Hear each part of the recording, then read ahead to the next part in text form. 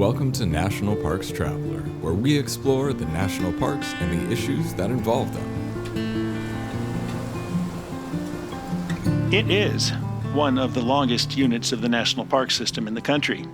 It, of course, is the Oregon National Historic Trail, which stretches more than 2,100 miles from Missouri to Oregon.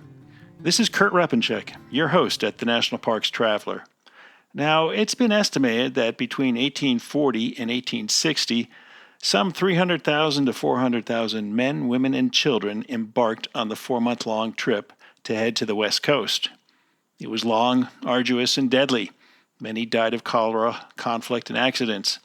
Today, there are places where you can still see the ruts these endless wagon trains made as they headed west from Missouri, across Nebraska and Wyoming before the trail split in two, with one leg heading to Oregon and the other to California. There's a new book just out that can help you explore sections of the trail, or the entire trail if you have the time, and key points along the journey. It was written by Kay and David Scott, longtime national park travelers and park lodging experts, and they're with us today to discuss this guidebook. We'll be back in a minute with Kay and David after a short break. The Yosemite Conservancy helps visitors connect with Yosemite through adventures, volunteering, and the arts. It's the only nonprofit dedicated to supporting Yosemite National Park and funds grants to improve trails, restore habitat, protect wildlife, and inspire the next generation of nature lovers. Learn more at yosemite.org. Acadia National Park is one of the 10 most popular national parks in the United States. It's also one of the smallest and most vulnerable. That's why Friends of Acadia exists. Friends of Acadia is an independent organization of passionate people inspiring those who love this magnificent park to make a real and lasting difference for Acadia. You can make a difference at friendsofacadia.org. Full of stunning photography and thought-provoking reads, Smoky's Life is a biannual magazine produced by Great Smoky Mountains Association.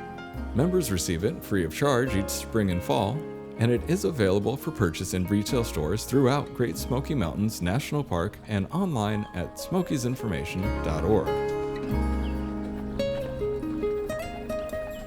Welcome back to the Traveler, Kay and David. Thank you. Good to be with you again.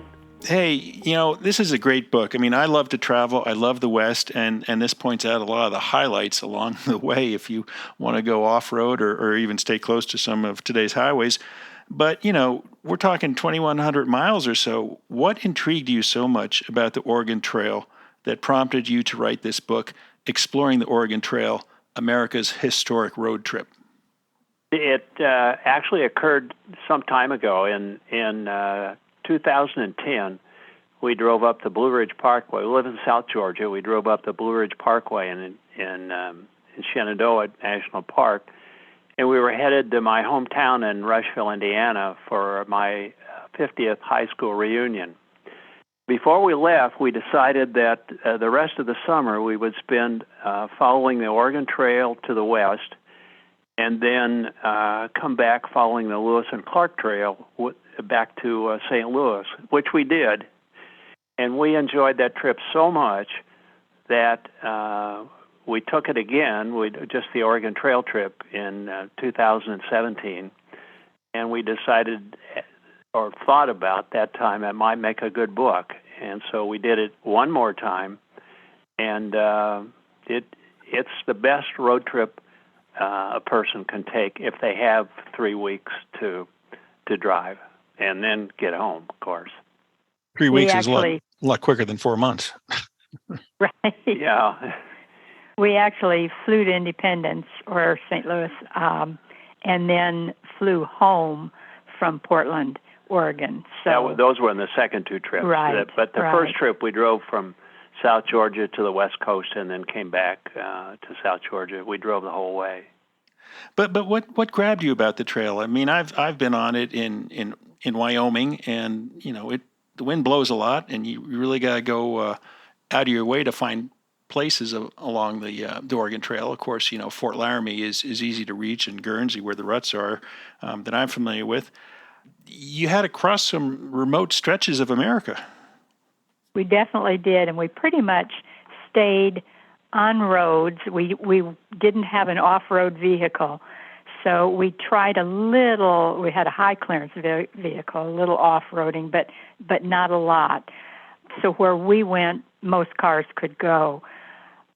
One thing was when we were starting the trip, we drove west on Highway 36 to St. Joe, and St. Joe was also a gateway along the Oregon Trail, a little later than Independence, but we stopped at the visitor center. We picked up some books, and they told us about, and I can't remember her name now, a lady at the museum in St. Joe that had written a book on part of the Oregon Trail called the St. Joe Road. That was where the road where the pioneers left St. Joe, crossed the Missouri, and then intersected with the main route that came from Independence. So we talked to her, and she said, what you need is a book by Greg Francois called The Oregon Trail Revisited. She said that'll help you more than anything else along the route. So we picked that up at the museum in Independence, and it was a real benefit. It told us about where all the things were we would want to see and how to drive. Now, it was a great book, and that helped us on the trip a lot. And then we also, for our last trip, we had Francois' maps. He did detailed maps of where all the ruts and different sites were, and that definitely helped us too. So when you were going along the road, you could tell if the trail was to the left or to the right. Mm-hmm. It didn't necessarily mean you could see it, and also where it would cross the road, where then you would be more likely to be able to see the swale or the ruts of the trail. It's just terrific. I mean, they're all along the whole trip from Independence to Oregon City. There are things to see along the way. There are ruts, there are buildings, and unlike the Lewis and Clark Trail, where basically there's virtually nothing left since they traveled mostly along the rivers, there are all kinds of things to see along the Oregon Trail, which makes it, we thought, a much better road trip. Mm-hmm. And to think that you're standing in these ruts that were made hundreds of years ago, and they're still there. It just is really amazing. And there are wonderful museums. There are about 3 that are outstanding museums along the way. There's one in Casper, one in Baker City, Oregon, and then also in Montpelier, Idaho. Uh-huh. They're just really good. It makes you feel like you're part of the trail. And the one in Independence is good also. It is. Yeah. It is. Yeah. Right. Now, before we get into those museums and other sites along the way, if Francois did such a great job, why did you feel another book was needed? Well, Francois, he's dead. and our book is different than his.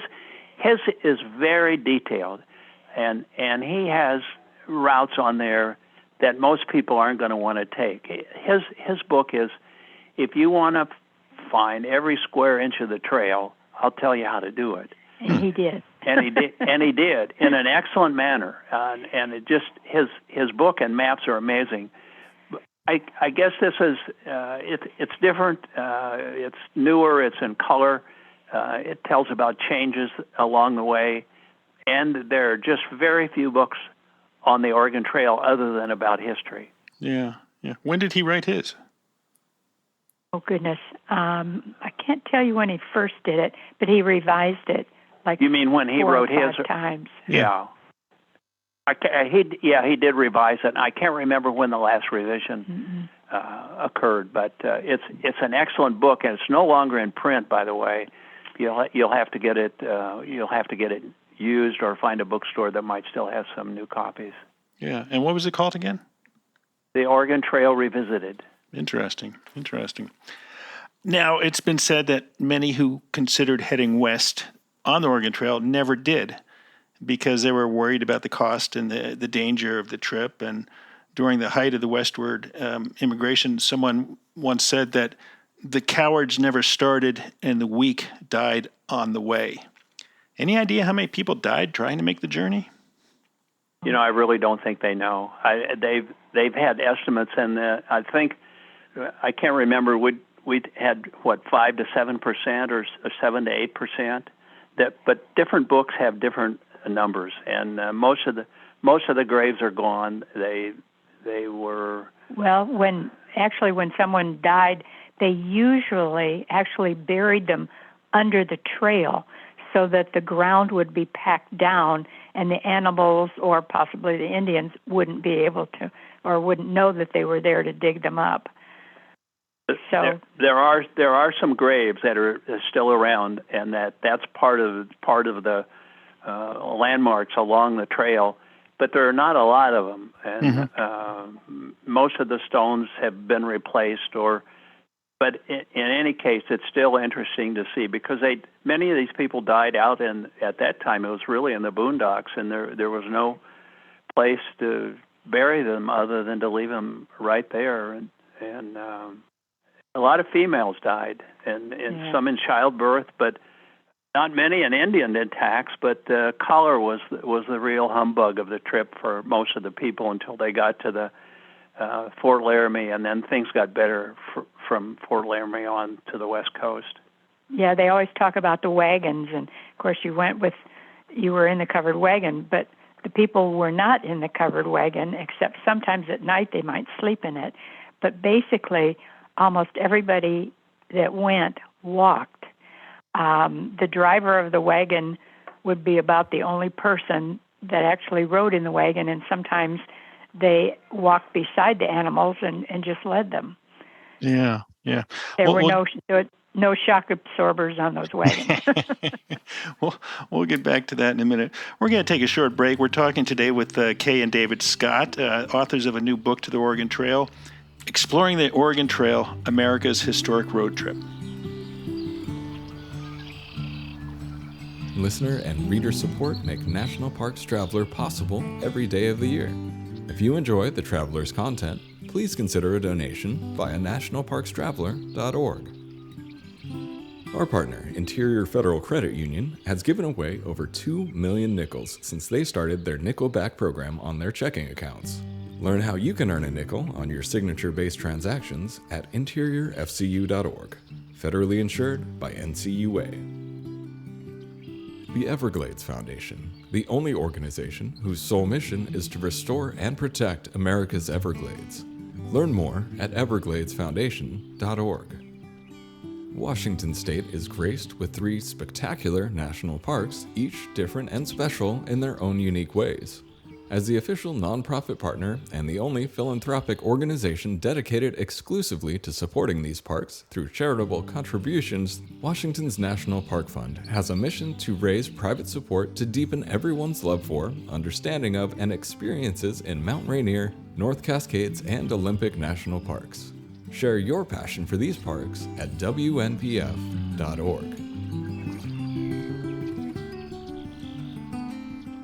Okay, we're back with David and Kay. You know, before the break, David, you were talking about key graves along the way. I mean, there aren't that many left because of the way that graves were dealt with during the journey west. There's one section in your book, and I don't know if it was near Scotts Bluff or whatnot. You said that the grave, they put wooden planks on the bottom of the grave, and then they put the body on top of the planks, and then more planks on top of the body? Right. Near the what would become the railroad tracks. Yeah, who was that? And then they had to move it. We're not sure why it wasn't a box. It was just the planks, but I'm not sure. So can you recall whose grave that was and where it was? That was Rebecca Winter's grave. It's just on the east side of Scotts Bluff. And in fact, after they buried her, they actually wanted to put the railroad tracks very close to where she was. And so they got permission from the family to move the grave away from the railroad tracks so people visiting wouldn't be in danger. And at the grave, actually, they put a little section of the old track. They left it there to show you where it was. Wow. But there's a lot around the Scotts Bluff area. That's one of our favorite places around there with Robideau Pass and the Scotts Bluff National Monument. it's just really a terrific area. Of course, not in December and January, but in the summertime, yeah.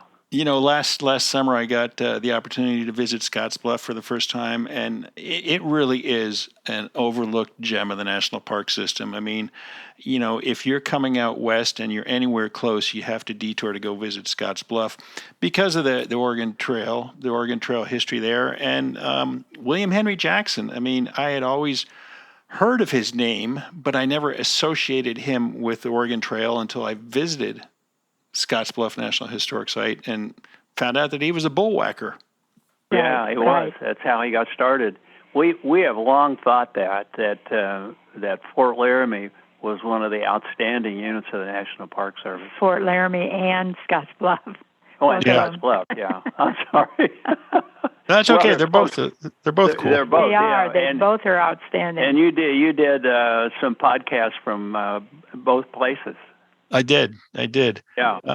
See, we're very knowledgeable. We follow you very closely.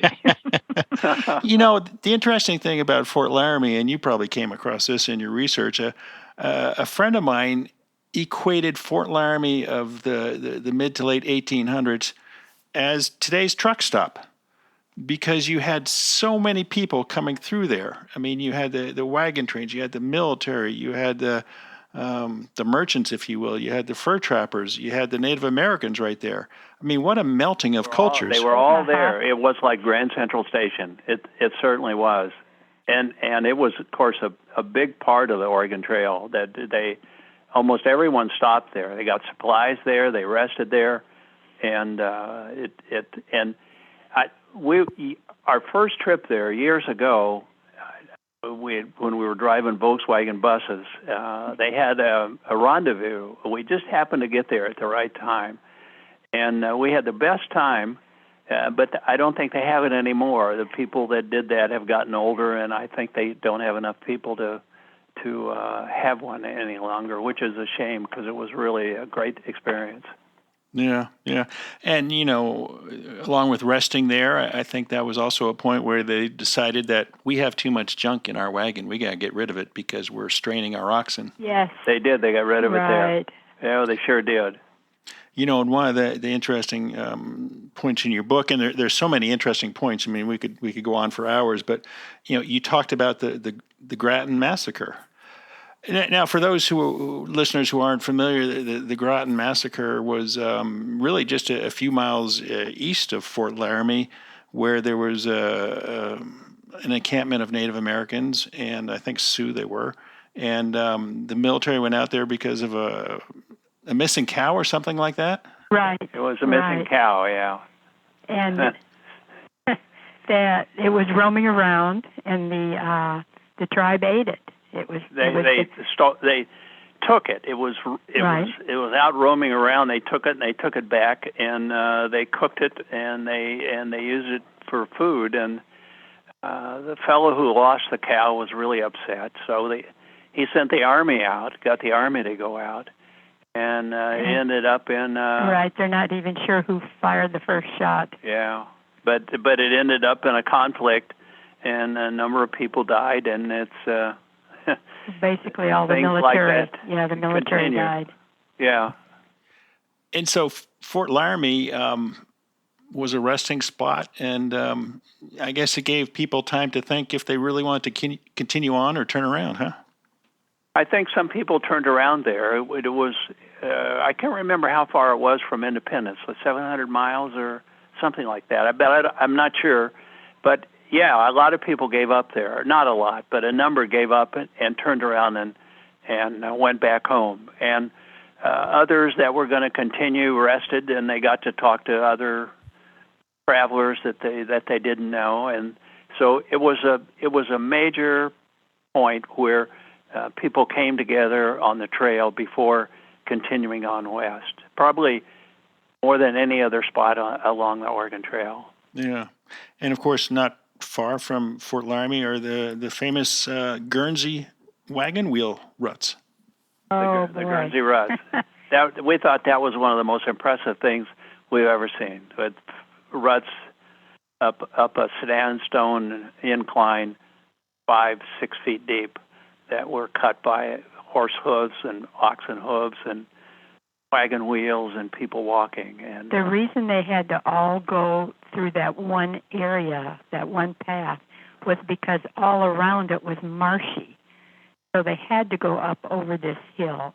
And like David said, the ruts are like 5 feet deep. It's amazing. Yeah, so it was marshy on one side, and the river was there, and they didn't have a choice. But it's really an impressive place, and it's right near Register Cliff, which is also impressive, where they still have a lot of pioneer signatures along this sandstone cliff. Would you say that the ruts there at Guernsey are the most impressive ruts left along the trail today? Definitely. There's really California Hill is a good rut also, but the Guernsey ruts are just kind of spectacular. You don't expect to see something like that in this narrow passage and as deep as it is. It's amazing. And along much of the trail, the ruts have been filled in a little bit, and you have, instead of ruts, you really have a swale or depression from the original ruts that have been filled in. But another area in Idaho is Soda Springs, and north of town, the golf course has a swale, a long swale along one of the fairways. And the people at the golf course are really nice. It's never been busy when we've been there, but we ask them if we can go out and see the ruts, see the swale. In fact, the first time we pulled in there, the golf pro came out and said, "Are you here to golf or are you here to see the swale?" And we said, "Is that okay if we walk out there?" He said, "Sure, just follow that line of trees. I think they're cottonwood trees, but I can't remember. It's pretty coarse and on a lake, and it's evident where all the wagons went." Mm-hmm. In fact, over the years we've gone there, they have changed the name from what I think it was Soda Springs Golf Club to Oregon Trail Country Club. Yeah, that's true. Yeah. Wow. Right. Well, we're talking today with Kay and David Scott, authors of a new book, Exploring the Oregon Trail, America's Historic Road Trip. We're going to take a short break, and we'll be right back. The Grand Teton National Park Foundation is a private, nonprofit organization that supports projects that protect and enhance Grand Teton National Park's cultural, historic, and natural resources. By funding initiatives that go beyond what the National Park Service could accomplish on its own, foundation donors improve the visitor experience and provide benefits to the national park system for decades to come. You can see their successes at gtnpf.org. Whether it be strategy, business planning, change management, board development, executive search, or diversity planning, Potrero Group is here to help. They mix a depth of experience in the parks and land space with a breadth of best practices from other industries. For more information or to schedule a preliminary conversation, go to potrerogroup.com. Potrero group.com. The Blue Ridge Parkway Foundation is the primary nonprofit fundraising partner for the Blue Ridge Parkway. It is made up of people who have a deep love for this majestic road and want to ensure that its natural beauty and the experiences it offers endure for generations to come. Show your appreciation at brpfoundation.org. Okay, we're back with David and Kay. Wyoming, you get past the Guernsey ruts, and then you find yourself back on the plains, so to speak, and the middle of the state, approaching South Pass. You're on sagebrush plains that stretch for miles. You can see the Wind Rivers up to the north, and all of a sudden, you're at the parting of the ways, which was, I guess, where the trails split, huh? It did split, Right. and some that were going to Oregon started heading west, and those that was at that point it was still part of the Mormon Trail and California Trail also, and others headed down to Fort Bridger, and even people going to Oregon would often go to Fort Bridger depending upon the state of the animals that were pulling their wagons and their need for supplies. But Wyoming has it's a almost perfect state for preserving the ruts and swales of the trail, because a lot of it is a federal land, and it's in remote areas, and some of the most beautiful parts of the trail actually are in Wyoming. They don't go through Wheatland, but there's a road west of Casper. I can't remember the numbers, 319 or. I think it is. And it's just there's almost nobody on this road. It's gravel, and I can't remember how far it runs, maybe 50 miles.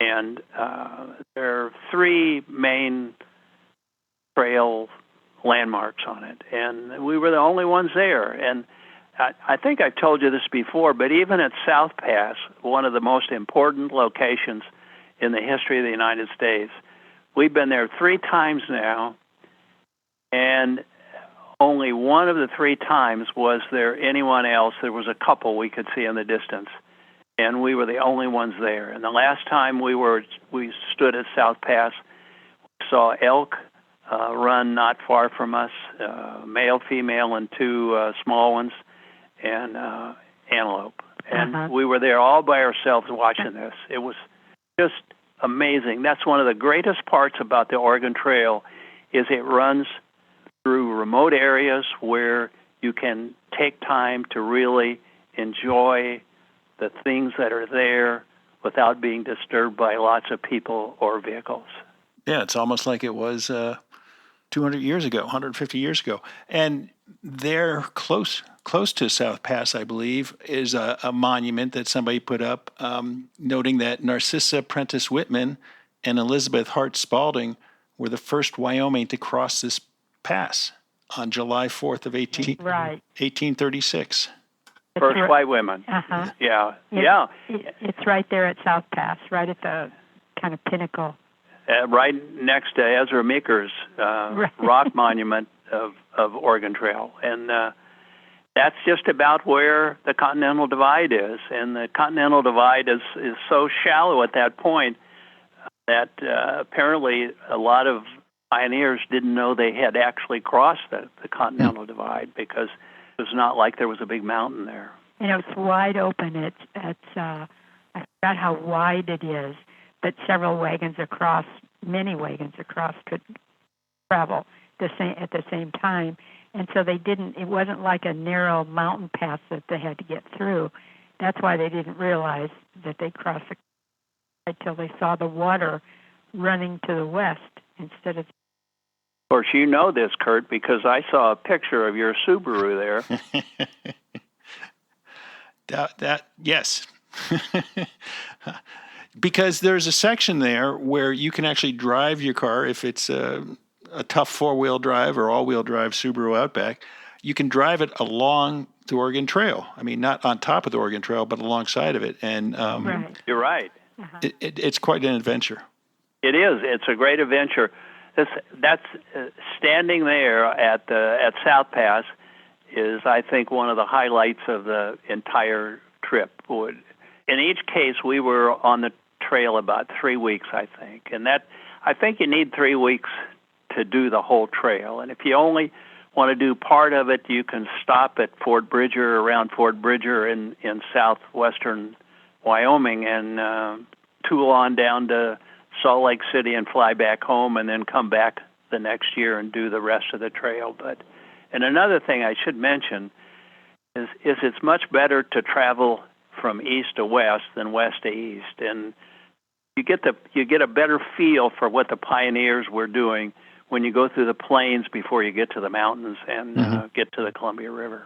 Where would you say are must stops along the Oregon Trail if somebody doesn't have the time or doesn't want to spend the time traversing the whole 2,147 miles or whatever it is? Are there key sections? I mean, I think Fort Laramie would be one of them, but where else would you suggest they stop? We've talked about Scotts Bluff also, that western part of Nebraska. Right. That would be a definite. Fort Bridger, and then also the Pocatello area is kind of interesting. There's lots of things that happened in that spot. And then best museums that stand out? Okay, the museums, you've got in Independence, there is the National Frontier Trail Center. They have just a wonderful display of the not just the Oregon Trail, but other trails. And then in Idaho is Mount Pelier, the National Oregon/California Trail Center. And there they actually they do reenactments, and you're part of it when you go through. So you sit at a campfire, and the wagon master talks to you about what's happened during the day and different things like that. They have show you different things that a wagon probably carried. And the Casper the National Historic Trails Interpretive Center. It's a BLM operation, and it sits high on a hill outside of town, and I mean you can easily spend a half a day there. And people the great thing is the people that work at these places, they love the trail, and they really helpful in answering questions we were worried about one particular road going down in our rental vehicle, and we needed to ask if we could do it, or we needed a four-wheel drive high clearance vehicle, and they said no, you'll be that's also. But the single best place, although it's closed right now for renovations, is the Interpretive Center in Baker City, Oregon. It's outstanding, and I think most people would agree that it's probably the best of all of them. It also sits high on a hill, and it was kind of built up, and they had major problems with the wind, if you can imagine. So the wind even got under the building and destroyed many of their electrical things. And the insulation all blew out. Yeah. But you stand up there on Flagstaff Hill, and you can look down. The trail ran right by there, and you can look down and see the trail. In fact, they have a walking path from the top of the hill down to where the trail ran. But the pioneers, that was a point where they could see the Blue Mountains in Oregon, and that would be one of the last major obstacles they faced. But it also offered them water and offered them greenery, trees, and they were fortunate to have that to look forward to. And it wasn't like crossing Wyoming, where they didn't have any water for dozens and dozens of miles at some points. Mm-hmm. Now, I know at Scotts Bluff they've got some replica wagons, Conestoga wagons, that you can peer into. Anywhere else along the route where they have replica wagons, so you can really get a sense of the scale of wagon? Baker City, they have a circle of wagons right outside the museum. And also in Fort Laramie, they've got a couple wagons that you can get there. But probably the best are in Scotts Bluff, because they also have replica animals that pull them. I think when we were there last time, they had some out for renovation, didn't they? They were being cows. The oxen weren't there because they were being repainted. I think. Yeah. But that's a great area, and the wagons. It's good to see the wagons. To see they're not the wagons that many people believe. They're not the Conestogas. No, those were too heavy. You know, one other thing we kind of overlooked, David and Kay, is the Oregon Trail was also used by the Pony Express. Correct. It was. The Pony Express, although the Oregon Trail, most people consider it to leave from Independence, and the Oregon Trail and the Pony Express left from St. Joe. But they pretty much followed one another out west. They followed the Platte, and then they followed the North Platte. The Pony Express broke away a little bit from the main trail around Julesburg in Colorado and crossed in a different point in the river, which became a later cross in the Oregon Trail also. But yeah, and then they cut away and went towards San Francisco later across Nevada. But yeah, the Oregon Trail, the California Trail, the Mormon Trail, and the Oregon Trail especially through one of the best sections of the trail.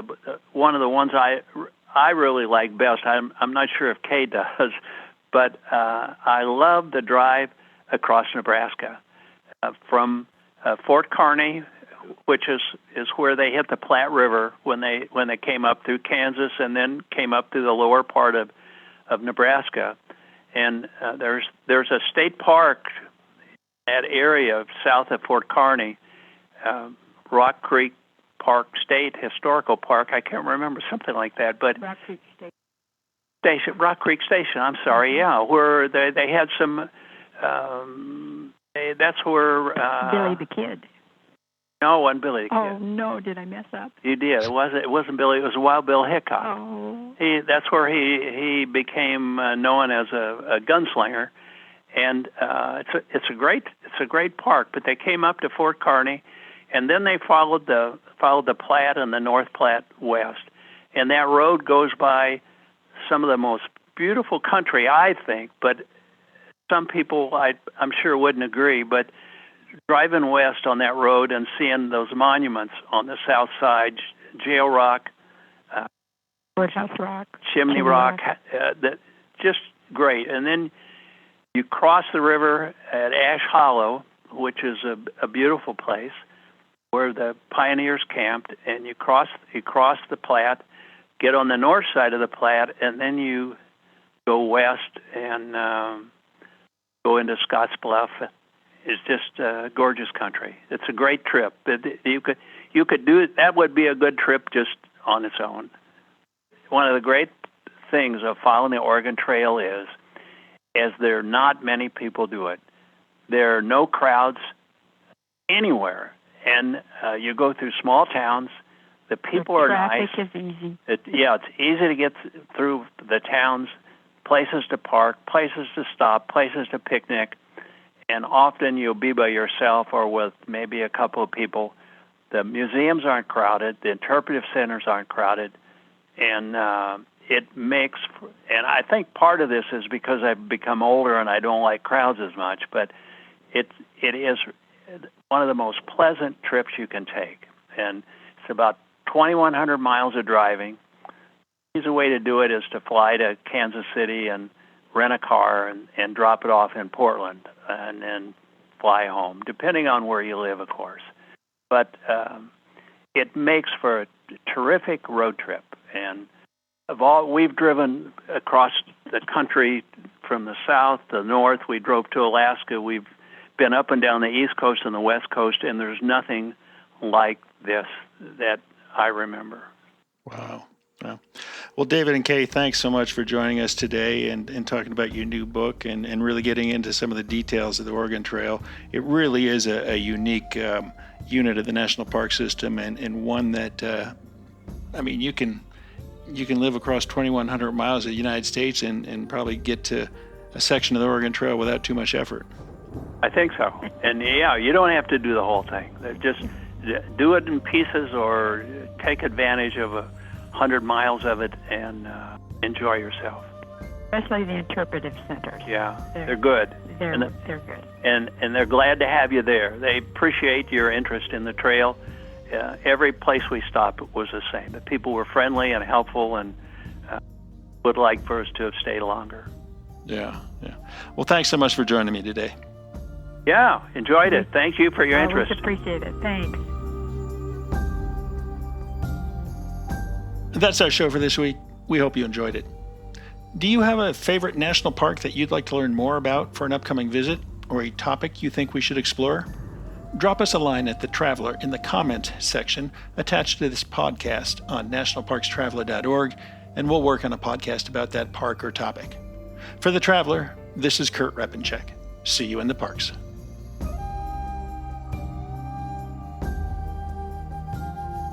The composers and musicians at Orange Tree Productions have created a unique collection known as the National Park Series that has grown to include more than 30 CD titles. Composed against the backdrop of a park's sounds of nature, these musical scores will connect you with these beautiful places and take you there, at least in your mind. This collection is the #1 selling national park audio series in the world and provides the background music for National Parks Travelers podcasts. Visit them at orangetreeproductions.com. Editing and production work for the National Parks Traveler podcast is done by Splitbeard Productions. You can learn more about us at splitbeardproductions.com. National Parks Traveler is a 501c3 nonprofit media organization that provides daily editorial coverage of national parks and protected areas. Traveler's coverage is made possible by reader and listener donations. Visit us at nationalparkstraveler.org.